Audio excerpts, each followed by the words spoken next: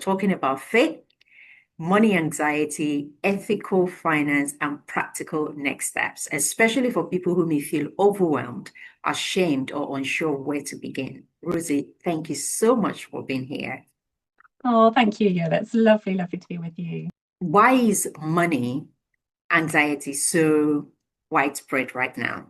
Do you think some of it is because of the emotional weight of uncertainty? Are Christians sometimes carrying extra shame because they feel they should trust God more? Or what Mm. do people often get wrong about money anxiety?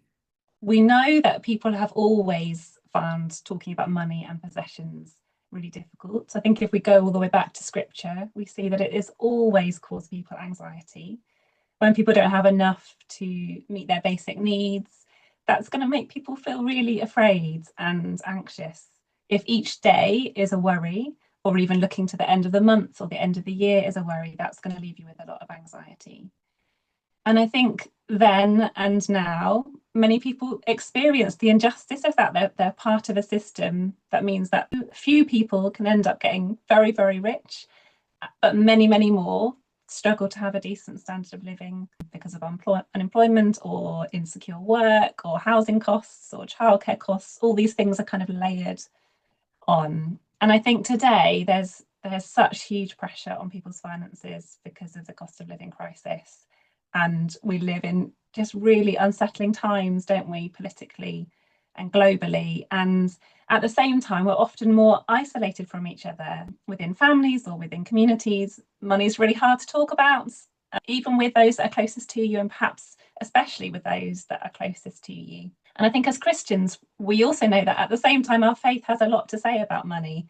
We know that there are dangers and harms associated with money, with greed, with pursuit of wealth, and we might have concerns about being caught up in that, about consumerism, about getting sort of too tied, our identity too tied to money and what we earn and what we own, rather than having our eyes on God and our identity first and foremost as children of God.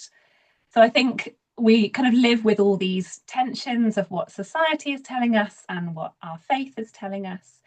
We know that we need to pay some attention to money. We know that we need to be wise and we need to be thoughtful about how we acquire it and how we use it. But we also know as Christians, we're called to do something more countercultural than that. We have to go against the grain of what society tells us.